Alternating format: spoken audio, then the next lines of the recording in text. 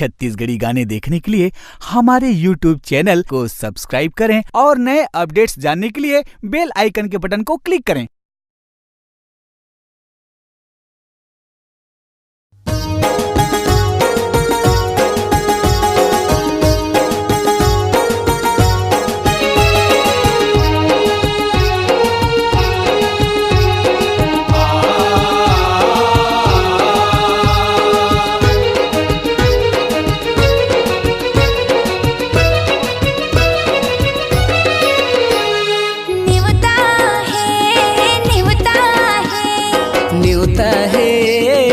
न्योता है हंस झन पगली फंस जावे ए पिक्चर ला देखे आवे हो हंस झन पगली फंस जावे ये पिक्चर ला देखे आवे 14 जून के दीदी भैया गा न्योता है सबुला न्योता कही देवे हंस झन पगली फंस जावे हो झरा झरा न्योता कही देवी ये पिक्चर ला देखे आवे हंस झन पगली फंस जावे हंस झन पगली फंस जावे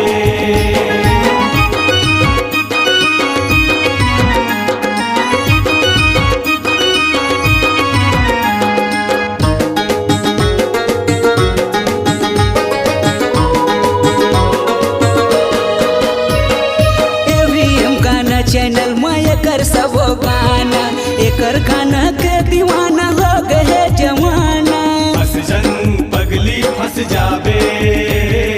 हंस झन पगली फंस जावे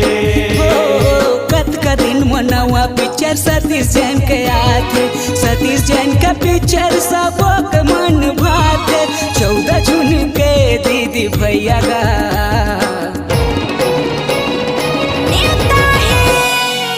सबुला न्योता कही देवे हंस झन पगली फंस जावे हो झरा झरा न्योता कही देवे हंस झन पगली फंस जावे हंस झन पगली फंस जावे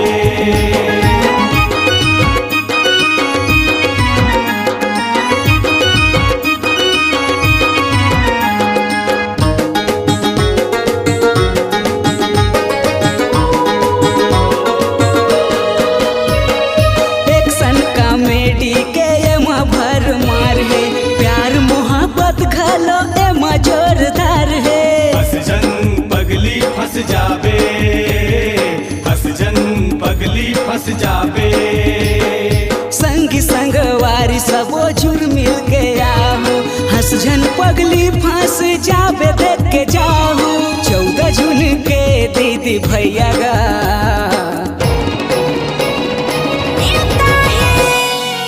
सबुला न्योता कही देवे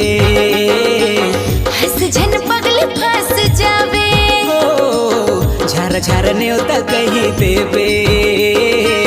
सबुला न्योता कही देवे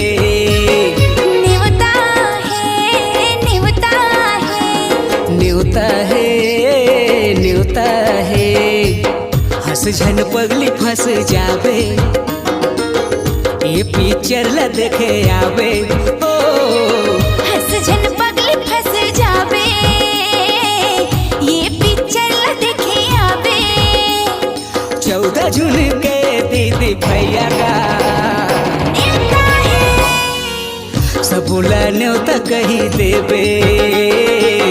ये पिक्चर ला देखे आवे हो झरा झरा न्योता कही देवी हंस झन पगली फंस जावे ये पिक्चर ला देखे आवे सबुला न्योता कही देवे